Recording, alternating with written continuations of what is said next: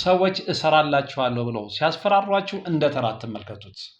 ፍርሃት እየጫርኩ አይደለም። መጋረጃ ጋርዶ እጣን እያጨሰ እያጓራ ነው። ማታ በጨለማ የሚሸጡት ዶሮዎች የጦስ ዶሮዎች፣ አይኑ የጠፋ አንድ እግር የሌለው ክንፉ የማይሰራ ሊያስተካክላት ሞከረ፣ አልቻለም። መጨረሻ ላይ ግን ፍቺ ይፈልጋለሁ ሲል እሰራልሃለሁ ነው ያለችው። እንግዲህ ከእሷ በላይ በክብ የምትመለከቷቸው ሰዎች የሚያስጠነቁሉ ናቸው። ምስላቸው እየተቀያየረ የምትመለከቷቸው።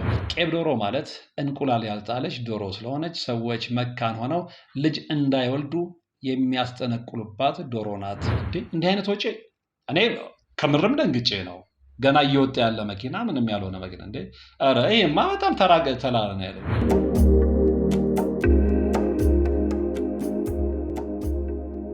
ሰላም ጤና ይስጥልን። በሀገር ውስጥና በመላው ዓለም የምትገኙ ውድ የፕሮግራሜ ተከታታዮች የሆናችሁ ኢትዮጵያንና ኤርትራውያን፣ ይኸው ዛሬም እግዚአብሔር መልካም ፍቃድ ተገናኝተናል። ለዛሬ 3 ያህል መረጃዎችን ይዤ ወደ እናንተ ቀርብ ያለው። የመጀመሪያው እንግዲህ በጣም የገረመኝን የመምህራችንና የአባታችንን የቀሲስ ሄኖክ ወልደማርያምን ማህበራዊ ገጻቸው ላይ ያጋሩትን የጦስ ዶሮ የተመለከተ መረጃ ነው የምነግራችሁ። አንድ ሰው የጦስ ዶሮ ልኮላቸዋል። እንግዲህ ያ በፈጠረባቸው ስሜት ተነሳስተው ብዙዎችን የሚያስተምር አንድ ጽሁፍ ለቀዋል። እሱን አብረን የምንመለከት ይሆናል። ምናልባት አንዳንዶቻችሁ ይህንን ጽሁፍ አላያችሁት ሊሆን ስለሚችል ጥሩ ግንዛቤ ይፈጥርላችኋል። ሌላው እንግዲህ እኛ እስከምናውቀው ድረስ ኢትዮጵያ ውስጥ የኛ ሀገር ጠንቋይ የሚጠነቁለው መጋረጃ ጋርዶ እጣን እያጨሰ እያጓራ ነው። ነጮቹ ደግሞ በጣም ዘመነናል ብለው ላይቭ ሊያውም ደግሞ በቴሌቪዥን ፕሮግራም ጥንቆላ መጀመር ብቻ አይደለም እንግዲህ ከጀመሩ ቆይተዋል።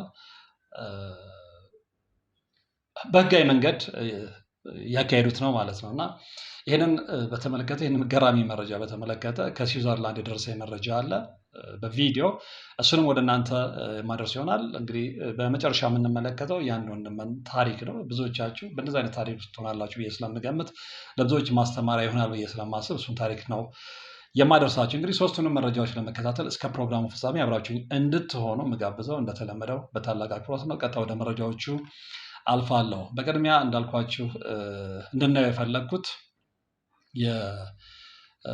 የመምህራችንን እና የአባታችንን የቀሲስ ሄኖክ ወልደማርያምን ዶሮ እስከ 10,000 ብር ይሸጣል የሚለውን ጽሁፍ ነው። እንደሚከተለው አነበዋለሁ።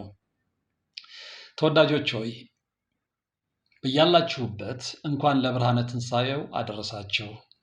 ወደ ጉዳይ ስገባ ለዝክር በሬዎች፣ ፍየሎች ስፈልግ ከክፍለ ሀገር ገዝቶ የሚልክልኝ ወዳጅ አለኝ።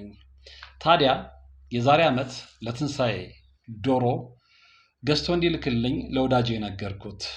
እሱም ከታች በምስሉ ላይ የምታዩትን የጦስ ዶሮ ገዝቶ ላከልኝ። ዶሮም ደረሰኝ። ልብ አድርጉ፣ የጦስ ዶሮ።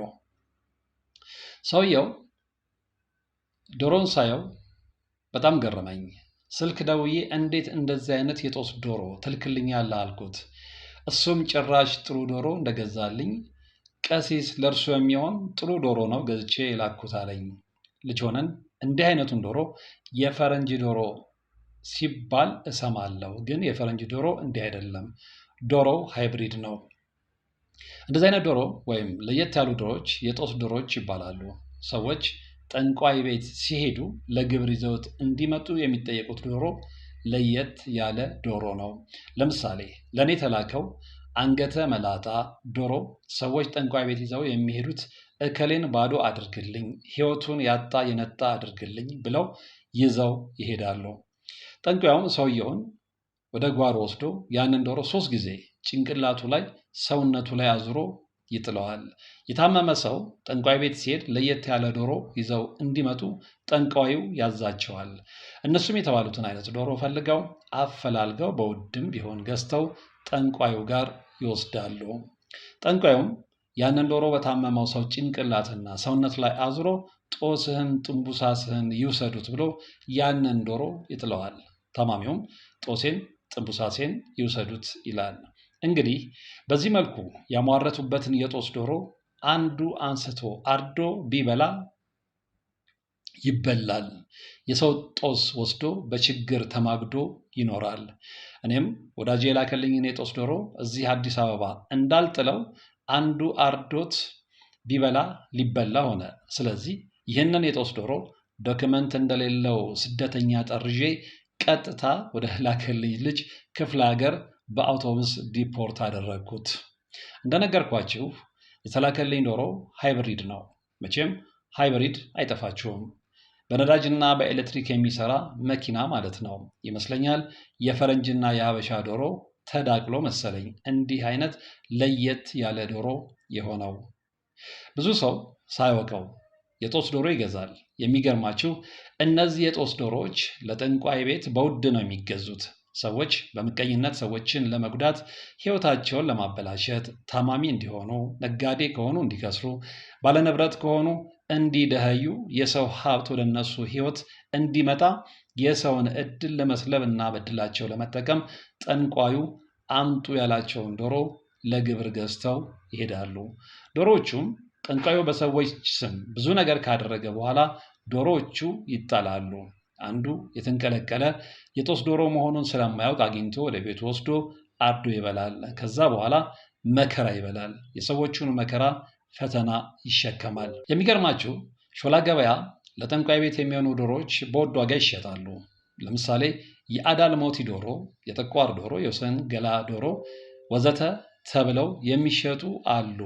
እነዚህን ለየት ያሉ ዶሮዎች እንደ ሌሎቹ በቀላሉ አታገኙም። ገብስማ፣ ወሰራ፣ ዱልዱም፣ ዝርዝር፣ ነጠላ፣ ጥቁር ዶሮ፣ ቄብ ዶሮ ለጠንቋይ ቤት ሰዎች የሚፈልጓቸው በውድ ዋጋ የሚገዟቸው ዶሮዎች ናቸው። ቄብ ዶሮ ማለት እንቁላል ያልጣለች ዶሮ ስለሆነች ሰዎች መካን ሆነው ልጅ እንዳይወልዱ የሚያስጠነቁሉባት ዶሮ ናት። ለጠንቋይ ብቻ የሚሆኑ ዶሮዎችን የሚያቀርቡ አሉ። ለምሳሌ ከላይ የዘረዘርኳቸው አይነት ዶሮዎች ጠንቋዩ ከዘረዘርኳቸው ዶሮዎች ውጪ አይነ ስውር ዶሮ አምጡ ሊላችሁ ይችላል። አንድ እግር ያለው ዶሮ አምጡ ሊላችሁ ይችላል። ሙሉ በሙሉ ጥቁር የሆነ ዶሮ አምጡ ሊላችሁ ይችላል። እነዚህን ዶሮዎች የምታገኙት ለጠንቋይ ቤት ዶሮ ከሚያቀርቡት ሰዎች ነው። አምጡ የተባላችሁት ዶሮ ካገኛቸው ከ5,000 እስከ 10,000 ብር ልትገዙ ትችላላችሁ። በዚህ መልኩ የተገዙት ዶሮዎች ተጠንቁሎባቸው ጦስ ዞሮባቸው ሲጣሉ አግኝቶ የበላ ሰው ሕይወቱ የዞረ ይሆናል። ሃይብሪድ ዶሮ በልቶ በጤና ሰንብቶ አይኖርም። ሃይብሪድ ዶሮዎች ወይም ለሰውና የሰይጣን የሆኑ ዶሮዎች ጣጣቸው ብዙ ነው። በነገራችን ላይ ዘንድሮ ዶሮ ዋጋው ትንሽ ጨምሯል። ዶሮ የሚያስቸግረው ከዶሮው ይልቅ አክሰሰሪው ነው። ለምሳሌ አንድ ዶሮ ክሽን አድርጎ ለመስራት 5 ኪሎ ሽንኩርት ይፈልጋል። ዶሮስ ቢመዘን 5 ኪሎ አይሆንም። 1 ሊትር ዘይት፣ ሩብ ኪሎ ቅቤ፣ ግማሽ ኪሎ በርበሬ፣ አይብ፣ ቅመማ ቅመም፣ 12 እንቁላል ይፈልጋል። ይህ እንግዲህ ልፋቱን ሳይጨምር ነው። ዶሮ እናቶቻችንን እህቶቻችንን እንዲህ ወጪ በወጪ ድካም በድካም አድርጋ ነው የምንበላት። እኛ ሀገር ዶሮ ወጥ የክብር ምግብ ስለሆነ በየቀኑ የምንበላው አይደለም። ብርቅ ምግብ ከሆኑት አንዱ ዶሮ ወጥ ነው። ውጭ ሀገር ግን ዶሮ የትም የምታገኙትና በቀላሉ የምትበሉት ርካሽ ምግብ ነው። ለምሳሌ እኔ እንዳየሁት አሜሪካና ካናዳ KFC የሚባል ዶሮ ጥብስ ብቻ የሚሸጥ ድርጅት አለ። በእርግጥ KFC የሚያቀርባቸው ዶሮዎች በጄኔቲክስ ምህንድስና በአንድ ቀን ተወልደው በአንድ ቀን አድገው ከጫጩትነት ወደ ትልቅ ዶሮነት ተቀይረው የሚበሉ እንደሆነ በደንብ ይነገራል። ሰዎችም የKFC ዶሮዎችን እንዳይበሉ ቢመከሩም በደንብ ይበላሉ። መርካቶ የገናና የትንሣኤ ዋዜማ ዶሮ ይሸጣል። ግን መርካቶ ማታ የሚሸጡት ዶሮዎች ቀን ከሚሸጡት ዶሮዎች ዋጋቸው በ2 እና በ3 እጥፍ የቀነሰ ነው። ለምን? ማታ በጨለማ የሚሸጡት ዶሮዎች የጦስ ዶሮዎች፣ አይኑ የጠፋ አንድ እግር የሌለው ክንፉ የማይሰራ ታሞ ሊሞት ሰዓታት የቀሩት ዶሮ ከውቃቢና ከጠንቋይ ቤት የተጣሉ ዶሮዎች ሃይብሪድ የሆነ ዶሮ ስለሆኑ ነው። ስለዚህ ለበዓል ዶሮ ስትገዙ አንደኛ በቀን ግዙ፣ ሁለተኛ ዶሮውን በደንብ አይታችሁ ግዙ።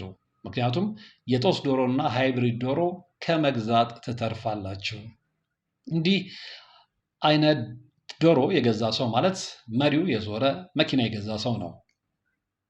ጠንቋዩ ሰው ላይ አዙሮት አገላብጦት አሟርቶበት የጣለው ዶሮ ማለት መርካቶ ገብቶ የወጣ ዕቃ ማለት ነው። አንድ የማውቀው ልጅ የጠንቋይ የጦስ ዶሮ አዙረው ጥለውት ያገኘዋል። እሱም ደፋር ስለነበር ያንን የጦስ ዶሮ ወስዶ ሸጦ ገንዘቡን በላ። ከዛን ጊዜ ጀምሮ በየሄደበት በሆነ አጋጣሚ የሚያገኛቸው ሰዎች ወይ ጠንቋይ ቤት የሚሄዱ ወይ ጠንቋይ የሆኑ ሰዎችን ነው። በነገራችን ላይ ጠንቋይ አዙሮ የጣለው የጦስ ዶሮ የተጣለበትን መንፈስ ያዋርሳል። ለምሳሌ አንድ ሰው ብኩን ይሁን ብለው የጦስ ዶሮ አዙረው ጥለውበት ያንን ዶሮ አግኝቶ የበላ ሰውም በገንዘቡና በሕይወቱ ብኩን ነው የሚሆነው። ሰውየው በሽተኛ ይሁን ተብሎ የተጣለውን የጦስ ዶሮ አግኝቶ የበላ ሰው በሽተኛ ነው የሚሆነው። ሰውየው ሽባ ይሁን ድሃ ይሁን ተብሎ የተጣለውን የጦስ ዶሮ አግኝቶ የበላ ሰው በሽተኛ ድሃ ይሆናል። ይህንን ስላችሁ ደግሞ ዶሮዎች ሁሉ የጦስ ዶሮዎች ናቸው ብላችሁ እንዳትሰጉ አደራ። እንዲህም አይነት ነገር አለ ለማለት ነው። ዶሮ ስታርዱ በስመ አብ ብላችሁ ባርካችሁ አርዳችሁ ብሉ። ሚያዝያ 12 ቀን 2017 ዓ.ም አዲስ አበባ። ጸጋውን ያብዛልዎት አባታችን። እንግዲህ በዚህ ጽሑፍ ውስጥ ብዙ ያስተማሩን ነገር አለ። በደንብ አይኑን ከፍቶ ለተመለከተ፣ ልቦናውን ከፍቶ ላዳመጠ ብዙ። ስለዚህ አንዳንድ ሰዎች ባለማወቅም እንግዲህ በድፍረትም እዚህ ላይ እንደተጠቀሰው የጦስ ዶሮ ይበላሉ። ከዛ በኋላ ግን ህይወታቸው ደግሞ ያው ጦስ ሆኖ ሲያዞራቸው ይኖራል ነው ዋናው መልእክቱ። እና በነገራችን ላይ እንግዲህ ይህንን የሰማችሁ በእርግጠኝነት የቀሲስ ሄኖክን የአጻጻፍ ችሎታ የአጻጻፍ ክህሎት በደንብ እንደተመለከታችሁ ተስፋ አድርጋለሁ። የሚገርም ብዕር ነው ያላቸው እና በድጋሚ ጸጋውን ያብዛልዎ ማለት እፈልጋለሁ። ስለዚህ በዚህ ጽሑፍ ብዙዎቻችሁ ትጠቀማላችሁ፣ ትጠነቀቃላችሁ። በተለይ በዓል ሲደርስ ብዬ አስባለሁ እና እንግዲህ እስከ ዳግማ ትንሣኤ ድረስ ያው በዓል ነው እና ያው ከዶሮ እርድ ላንወጣ እንችላለን እና እየተጠነቀቅን ለማለት ነው። በቀጣይነት የማሳያችሁ የዚችን ሴት ላይቭ ጥንቆላ ነው። በጣም የሚገርም ነው። እንደነገርኳችሁ ነው እኛ ሀገር ጥንቆላ የሚሰሩ ሰዎች መጋረጃ ጋርደው እጣን እያጨሱ እያስጓሩ ነው አይደለም። እዚህ ላይ ግን የምንመለከተው ደግሞ ከዛ የተለየ ነው። ቀጥታ ፈረንጆቹ በላይቭ ነው እንግዲህ ቁጥር እዛ ላይ አስቀምጠዋል። ተመልከቱ። ከጀርባ በጣም ባይዘወይ እዚህ ላይ በደንብ ለነገራችሁ የፈለግኩት ዋናው ነገር ምንድን ነው? እቺ ሴት ጥንቆላ የምታደርግበት ክፍል ውስጥ በቴሌቪዥን ነው ብያቸዋለሁ። ሰዎች ይገባሉ እና የሚፈልጉትን ነገር ፊት ለፊት ይነግሯታል። ተቸገርን ምናምን ያሉትን ማለት ነው። እና እሷም ላይቭ ነው፣ ቀጥታ ነው ችግራቸውን እየሰማች መልስ የምትመልስላቸው ማለት ነው። በጣም የሚገርመው እንግዲህ እንዲህ አይነት ነገር ላይ ተምረዋል የተባሉ ሰዎችም ነው ፓርቲሲፔት የሚያደርጉት፣ እድላቸውን የሚያስጠነቅሉት፣ የወደፊት ህይወታቸውን የሚያስጠነቅሉት። እና እዚህ ላይ በፍጹም ያልገባኝ እንግዲህ የከልኪዮስ መንፈስ በሉት ከጀርባ ታያላችሁ፣ ስካላንድ ቦንስ ከጀርባ ፕላስ ዲሲቭ ማድረጊያ መስቀል አለ ከጀርባ ላይ ማለት ነው። እና ሴጣን በመስቀልም ዲሲቭ እንደሚያደርግ እዚህ ጋር በደንብ ትረዳላችሁ ብዬ አስባለሁ። ሴትዮ ላይቭ ነው በቴሌቪዥን ፕሮግራም የጥንቆላ ስራዋን እየሰራች ያለችው። ነገር ግን አጠገቧ ያሉት የመጠንቆያ መሳሪያዎች አይ ቲንክ ይታያቸዋል። ጆሮዋን ከያዘችበት እጇ ጎን ያለውን ተመልከቱ። ስካላንድ ቦንስ አለ፣ አጽም አለ ከኋላ። በጣም ግራ ይገባኝ ግን እንግዲህ እነሱ የአፍሪካን መንፈስ እያሉ ነው እዛ ላይ የሚናገሩት። ኦፍኮርስ አፍሪካ ውስጥ ጥንቆላ የለም እያልኩ አይደለም። ያንን ስበው ግን በዛ መንፈስ መጠንቆል ለምን እንደፈለጉ አልገባኝም። ነገር ግን በጣም ደግሞ ሰርፕራይዝ ያደርገኝ ምንድነው ከጀርባ የምትመለከቱ ከሆነ የአንበሳና የኢትዮጵያ ባንዲራ ምስል አለ። በጣም ዘግናኝ ነው። ለምን ያንን ልትጠቀመው ፈለገች? እኔ አልገባኝም። ይቅርታ፣ ይሄ ስላልገባኝ ነው ላብራራላቸውም አልችለው። ነገር ግን ያው እንደምትመለከቱ ነው የዕጣን እያጨሰች ነው፣ ላባ ይዛለች። እንግዲህ ከእሷ በላይ በክብ የምትመለከቷቸው ሰዎች የሚያስጠነቅሉ ናቸው። ምስላቸው እየተቀያየረ የምትመለከቷቸው። ስልክ ቁጥሯ ከታች አለ። እያጨሰ እያናገረቻቸው ነው። ስለዚህ ከዚህ የምትረዱት ምንድነው? ጥንቆላ ስፔሻሊ ውጭው ሀገር ላይ ኢትስ ኮመን። በነገራችን ላይ ይሄ ጀርመን ውስጥ ነው ያሉኝ መረጃውን የላኩልኝ ሰዎች። እንግዲህ የከልከል ነገርኳቸው። ስካላንድ ባውንስ የከልከሉ ከጀርባ እያያችሁት ነው። ስካላንድ ባውንስን አስቀምጣ ነው። ስካላንድ ባውንስን ያስቀመጠችበት ጎን ላይ ግን መስቀልን አስቀምጣለች። ይሄንን ነው እኛም ሀገር ምን ግማሽ ጣዖት ግማሽ ታቦት የሆኑ ሰዎች አሉ አይደለ? ያ ማለት ነው። እና ከዚህ ተነስተን ልንረዳ የምንችለው ነገር ምንድነው?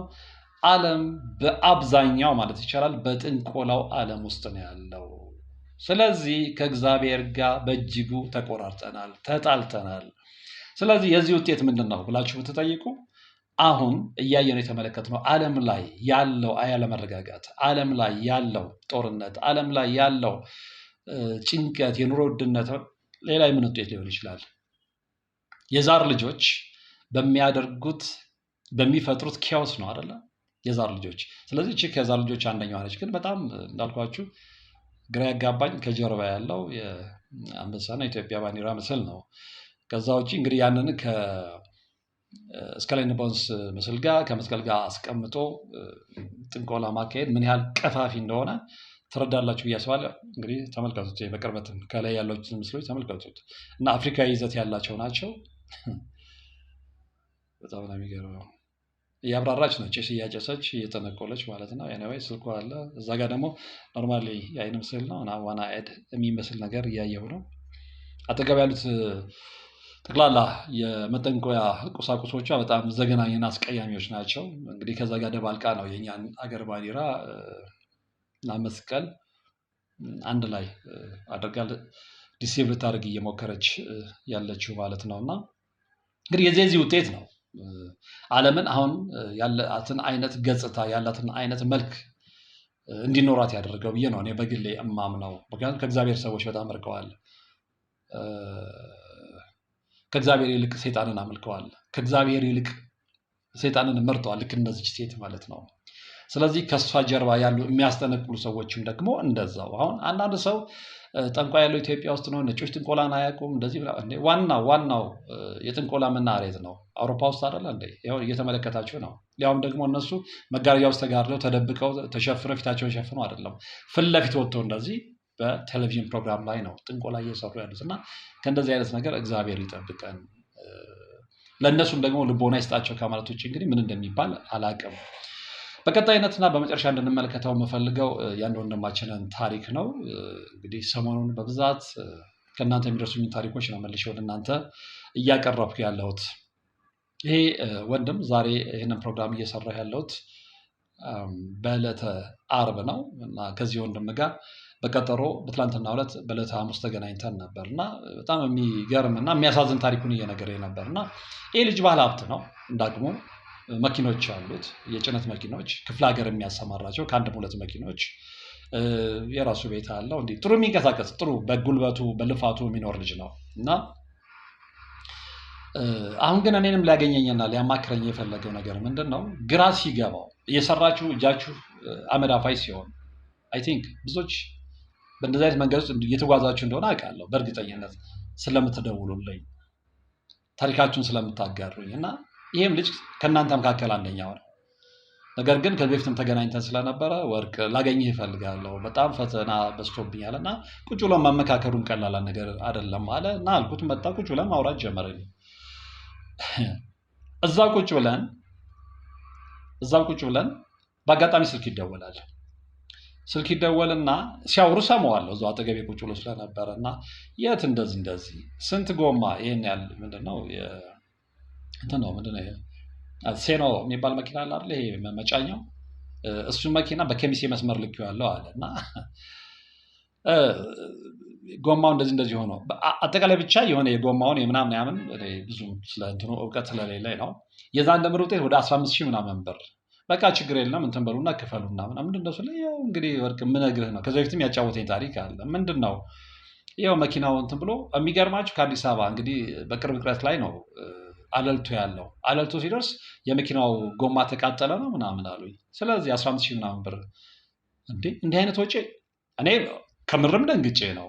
ገና እየወጣ ያለ መኪና ምንም ያልሆነ መኪና ኧረ ይሄማ በጣም ተላለ ነው ያለኝ። እንዴት ስለው ይሄማ እንደውም ይሄ ወጪ ባይወጣ ኖሮ ምን ሆኜ ነው እል ነበረ። አያችሁ አይደል ምን ያህል እንደዛ አይነት ችግር ውስጥ ያሉ ሰዎች ችግሩ በጣም እየተደጋገመ ሲመጣ ችግሩንም ይለምዱታል። ይሄማ ወርቅ ምንም ይሄ ወጪ ነው ነው ያለኝ። ከዛ በኋላ ነው ሰፊውን ታሪኩን የነገረኝ። ይሄ ልጅ ይለፋል፣ እጁ ላይ ገንዘብ አይገባ። ነግሬያችኋለሁ እንግዲህ ይንቀሳቀሳል፣ ጎበዝ ነው፣ ይጥራል። ከበፊት ጀምሮ ለፍቶ ያገኘው ሀብት ነው። ከትንሽ አይሱዙ መኪና ተነስቶ አሁን 2 ትልልቅ የጭነት መኪናዎች ያሉት ክፍለ ሀገር የሚያሰማራቸው የተለያዩ እህል ምናምን የሚጭንባቸው እና ሊነግረኝ የፈለገው ነገር ምንድን ነው? መኪናዎችን እንትን እላለሁ፣ ነገር ግን ለሰው ነው የምሰራው አለ። አንደኛ ያኛውን ውጪ ነግሬያችኋለሁ። በቅርቡ የፋሲካ ሰሞን ወይም ደግሞ ፋሲካ ሊገባ 15 ቀን የደረሰብኝን ልንገርህ አለ። ከኔ ጋር ረጅም ጊዜ አብሮ የነበረ ልጅ ሹፌር አለኝ ጭነት ጭኖ መጥቶ ልክ አንድ ከተማ ላይ ሲደርስ የእሱን የቅርብ ሰዎች ለነዳጅ ነው ለናፍታ ገንዘብ ስጡኝና 20 ሺህ ብር ወስዶ በዛው ሀገሩ ገባ። ይታያቸው ይሄ ልጅ መኪናውን ልከዋል፣ አመታዊ ግብር አለበት። ይሄ ልጅ አብሮት የቆየ ሹፌሩ ነው። ነገር ግን 20 ሺህ ብሩን ይዞ ሄደ ከመጣው ላይ። ኤኒዌይ በቃ ብዙ ወጪዎች አሉ። እንግዲህ እዚህ የጭነት ትራንስፖርት ላይ የተሰማራችሁ ሰዎች ታውቁታላችሁ፣ ወጪያችሁንም ገቢያችሁንም። እና ይሄ ልጅ ሁሌ መኪናውን ይልካል፣ እጁ ላይ ግን ምንም ገንዘብ አይገባም። ይለፋል፣ ምንም ነገር የለውም። ከዛ በኋላ በጣም ብዙ ታሪኮችን ነግሮኛል። አንዳንድ ጊዜ ከውጭ ስታያቸው ሀብታም የሚመስሏቸው ንብረት ያላቸው ሰዎች የሚለፉት ለሰው ነው፣ የሚገብሩት ለሰው ነው። አንዴም እንዲሁ ተመሳሳይ ታሪክ ነግሮኛል።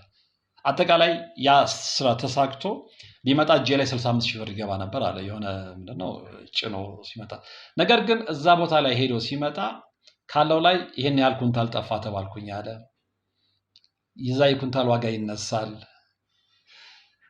አሁን ጠፋ ሲባል የጣለው ሰው ኃላፊነት የረከበ ሰው ነው አይደል? ኃላፊነቱን የሚወስደው እሱ። ግን ይሉኝታም የሚያጠቃው ሰው ስለሆነ በቃ ሳልወድ በግዴ እዳውን መክፈል ነበረብኝ።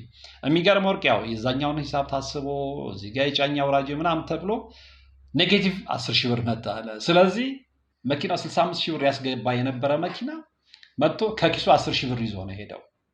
ይሄንን እንደቀላል አትመልከቱት። በጣም አሳጥሬ ነበር፣ ሰፊ ታሪክ ነው የነገረኝ፣ እዛ ውስጥ አልገባም። ከዚህ ውስጥ ግን ለነገራችሁ የፈለጉት ምንድነው፣ አንዳንድ ጊዜ በእናንተ ላይ ክፋት ሲደረግ የፈለገ በትለፉ የፈለገ ሀብት ቢኖራችሁ የፈለገ ንብረት ቢኖራችሁ እየለፋችሁ ለሰው ነው የምትገብሩት። የዚህ ልጅ ገንዘብ የት ነው? ሹፌሩ ይዞ ይሄዳል፣ ያመነው እዛ ጋር ረዳት ይዞ ይሄዳል። ሲመጣ ወይ ሽፍታ ይዘርፈዋል። ሽፍታ ማየት ያስቆማል አለ። ያስቆማል መኪናውን ከማቃጠለው ይሄን ያህል ብር ሁሌ ያ የተለመደ ነው አለ። ሌላው መኪና ስላልኩ ሌሎች ኮሽታ የለም አለ። ሌሎች በሱ አይነት ሙያ ውስጥ ያሉት ልጆች ላይ እንደዚህ አይነት ነገር የለም። አሁን ለነገራቸው የፈለኩት ምንድነው፣ የዚህ ልጅ ታሪክ ማጥናት ጀመርኩኝ። ምንድነው ከመሰረቱ የመጀመሪያ ትዳሩ ላይ ያገባት የነበረችው ሚስት ተለያይተዋል ባለመስማማት ብዙ ነገር። የሱ መንገድ ሌላ፣ የሷ መንገድ ሌላ ነው። የሷ መንገድ በአብዛኛው ይሄ ወደ መናፍስቷ ወደ ጥንቆላው ምናምን የሚሄድ ነው። ስለዚህ ያንን መንገድ ስለማይፈልግ ሊያስተካክላት ሞከረ፣ አልቻለም። መጨረሻ ላይ ግን ፍቺ ይፈልጋለሁ ሲል እሰራልሃለሁ ነው ያለችው። ሰዎች እሰራላችኋለሁ ብለው ሲያስፈራሯችሁ እንደ ተራ አትመልከቱት። ፍርሃት እየጫርኩ አይደለም። እሰራላችኋለሁ አሁን ዘመኑ የሚያስተማምን አይደለም። ሰዎች እንደቀላል ማህየም የሆነ የተማሪው ምንም አይደለም። እሰራልሃለሁ ይልና ሄዶ ነው መሳሪያ አይደለም መጥቶ ህይወትን የሚያጠፋው። ቀጥታ ደብተራ ጋር ነው የሚለው፣ ቀጥታ መርጌታ ጋር ነው ቀጥታ ምናምን። በተለይ ባይዘወይ ደብተራና መርጌታ ስል ንጹሃኑን አይደለም፣ ይቅርታ። እዚህ ጋር በጣም ብዙ ሰዎች የደባለቃቸው ነውና በትክክለኛው ስም የክብር ስም ነው። መርጌታም ደብተራም ዝም ብሎ የሚሰጥ ስም አይደለም። ነገር ግን ያንን ተገን አድርገው ደግሞ ከመናፍስቱ ዓለም ጋር ተቀላቅለው የሚሰሩ አሉ። እነሱን እያልኩ ነው፣ ይገባቸዋል አውቃችሁ ካላጠመማቸው። እና ያው ጠማማ ትውልድ ያለው መጽሐፍ ቅዱስ ያለ ምክንያት አይደለም። እና ቅን ሰዎች ያሉትን ያህል ደግሞ ጠማማ ትውልድም እየበዛ ነው። ስለዚህ እያንዳንዷን በቅንነት የምንናገረውን ነገር እያጣመሙ ያሉ ሰዎች ስላሉ ነው ያንን የምለው። እና ዋድንቅ ሰታውን ሄደችው እንዳለችውም ግን ኦልሞስት እሷ ባደረገችበት ነገር ያው እድሜ ልኩን ይሰራል፣ ምንም ነገር የለም። እድሜ ልኩን ይለፋል፣ ምንም ነገር የለም። ስለዚህ ሰዎች እንደዛ ብለው ሲዝቱባችሁ ቀጥታ የትም አትሄዱ። ይሄ የኔ የግል ምክር ነው። ቀጥታ ቤተክርስቲያን ሄዱ፣ ቀጥታ ስግደት ጀምሩ፣ ቀጥታ ጸበል ጀምሩ፣ ቀጥታ ቅዱስ ቁርባን ጀምሩ። የንስሐ አባታችሁን አማክራችሁ፣ ስፔሻሊ ቅዱስ ቁርባን ላይ የንስሐ አባቶቻችሁን በደንብ ምክንያቱም አንዳንዶች በደንብ ሳይገባቸው ወደዛ ህይወት ሄዱና የማይሆኑ ፋውል ሲሰሩ መመለከታቸው ሰዎች አሉ። ኤኒዌይ እዛ ላይ በበቂ ሁኔታ መምህራን እያስተማሩ ስለሆነ እዛ ውስጥ አልገባም። ነገር ግን በደንብ ገብቷችሁ ወደ ቅዱስ ቁርባን ስትሄዱ በደንብ ገብቷችሁ መሆን መቻል አለበት ብዬ አስባለሁ። ቅዱስ ቁርባን ወሳኝ ነው። የሁሉም ነገር ማህተም፣ መቋጫው፣ ማሰሪያው ቅዱስ ቁርባን ስለሆነ ማለት ነው። ነገር ግን በደንብ ገብቷችሁ ከዛ በኋላ ተመልሳችሁ የተጨመላለቀ ህይወት ውስጥ ላለመግባት ለራሳችሁ ምላችሁ ለህሊናችሁ ከእግዚአብሔር ጋር ኮሚትመንት ገብታችሁ እንጂ አንዳንዶች እዛ ህይወት ውስጥ ከገቡ በኋላ ከዛ በኋላ የምታዩት ነገር ደስ የማይል ነገር ስለሆነ ነው። ሁሉም ያንን ያደርጋሉ ማለት አይደለም። አንዳንዶቹም ለመውቀስ ፈልጌ ነው፣ መደባበቅ ስለሌለ ማለት ነው። እና የዚህ ልጅ ህይወት ከዛ በኋላ ነው ምስቅልቅሎ የወጣው። ከዛ ውጭ ያላት ፈቃደኛ አይደለችም። ከደዛ አይነት ሰው ጋር መኖር አልፈለገም፣ መብቱ ነው። ምክንያቱም ሰይጣንን እያመለከ ከሚኖር ከጠንቋይ ጋር ውሎ ከሚያደርሰው ጋር አንድ ቤት ውስጥ ልትኖሩ አትችሉም፣ የምታስቡትም አይደለም። ስለዚህ ያላችሁ ድል ምንድነው? በፍቺ መለያየት ነው። እና ከዛ በኋላ ግን ያ ዛቻ ይዞት የመጣው ነገር እሱን ዋጋ እያስከፈለው ነው። ስንነጋገር በመጠኑ የሚወቀስኩት ቅልብ ያለው ልጅ ነው፣ ከምሬ ነው ብላችሁ። ነገር ግን መንፈሳዊ ህይወት ገና ብዙ ይቀረዋል። ዝም ብሎ ግራ መጋባት ነው እንጂ መንፈሳዊ ህይወት ገና ይቀረዋል። እና ብዙዎች ግራ መጋባት ውስጥ ያላችሁት ለዚህ ነው። መንፈሳዊ ህይወት ላይ ገና በጣም የሚቀራቸው ሰዎች አሉ። ስለዚህ ምንድነው ያልኩትኝ አንዳንድ ጥያቄዎች እንደውም እንደዚህ ኮመን የሆኑ ጥያቄዎችን ስጠይቀው ሁሉ ግር ሲለው ያለው። ስለዚህ ይሄ ማለት ምንድነው መንፈሳዊ ህይወቱ ላይ ገና ብዙ ይቀረዋል ማለት ነው። በተቻለ መጠን እንግዲህ ከልምድ ያገኘሁትን ከጓደኛዬ ከወንድሜ ብዙ ነገር ካስተማረኝ ከመምህር ተስፋዬም የተማርኩትን መልሼ የነገርኩት ከአባታችን ከመልአከ መንክራት የተማርኩትን ከእሳቸው መጽሐፍ ላይ ያነበብኩትን በህይወት ልምድ ያገኘሁትን መልሼ የነገርኩት። ይሄ ያንተ የአብሬ አንከረት መንፈስ የሰላቢ መንፈስ ነው።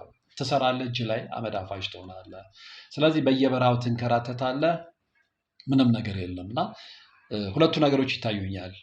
የአብሬ አንከረት መንፈሱም መተት መንፈሱም ፕላስ ደግሞ ይሄ የሰላቢው መንፈስም ማለት ነው ያገኛል፣ ብሩ ይበተናል። እና ለዚህ ደግሞ መድኃኒቱ ስነ ልቦና ባለሙያ ጋር መሄድ አይደለም። ጭንቀት ስለያዘ የጸሎት ቤት አዘጋጅተህ ጸሎት ቤት ውስጥ የሰላቢውን መንፈስ የአብሬ አንከረቱም ሌላም ከቤተሰብም የመጣ የዛር መንፈስም ካለ እሱን በመቁጠሪያ እየቀጠቀጥክ ሰውነት እየጎሰምክ